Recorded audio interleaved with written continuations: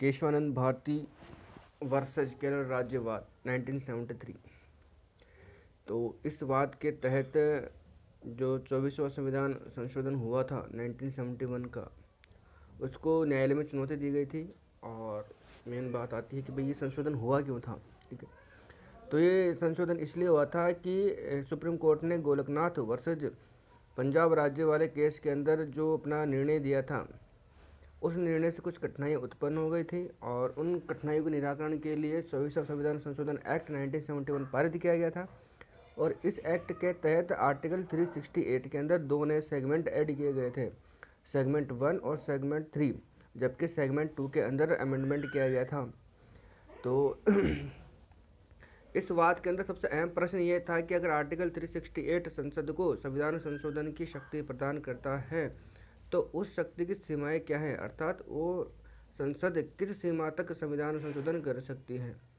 तो इस वाद के तहत सुप्रीम कोर्ट के मुख्य न्यायाधीश श्री सीकरी साहब की अध्यक्षता के अंदर 13 सदस्यीय विशेष पीठ की बेंच बनी और इस बेंच ने अपना निर्णय सुनाते हुए, जो कि 24 अप्रैल 1973 को सुनाया था, तो अपना निर्णय सुनाते हुए ये कहा कि आर्टिकल 368 संसद को संविधान संशोधन की शक्ति देता है और जो आर्टिकल 13 में जो विधि शब्द प्रयुक्त हुआ है, उस विधि शब्द के अंतर्गत संविधान संशोधन विधि नहीं आती है।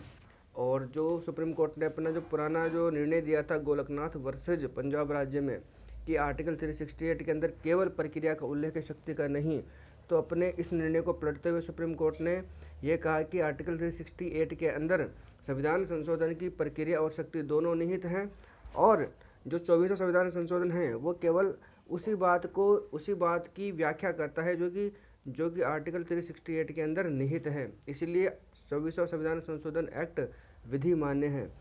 तो इस पीठ ने 7:6 के बहुमत में अपना निर्णय दिया और कहा कि यद्यपि माना कि संसद को संविधान संशोधन करने की व्यापक शक्ति है, किंतु ये असीमित नहीं है, इसकी भी कुछ सीमाएं हैं। यदि संसद ऐसी कोई विधि बनाती है या फिर ऐसा कोई संशोधन करती है जो कि संविधान के मूलभूत ढांचे में परिवर्तन करता हो या फिर उसको नष्ट करता हो, तो ऐसी कोई भी विधि या फिर कोई भी संशोधन अविधि मान्य होगा। तो संसद की शक्ति की भी कुछ सीमाएं हैं संशोधन की, और ये सीमाएं जो हैं संविधान में ही निहित है। तो ऐसा ये केस आया था इंदिरा नेहरू गांधी वर्सेस राजनारायण केस, जिसके अंदर सुप्रीम कोर्ट ने आधारभूत ढांचे का हवाला देते हुए 39th कॉन्स्टिट्यूशनल अमेंडमेंट एक्ट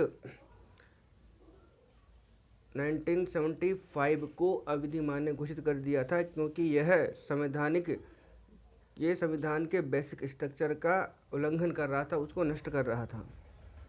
इसलिए सुप्रीम कोर्ट ने इसको अविधि मान्य करार दे दिया। धन्यवाद।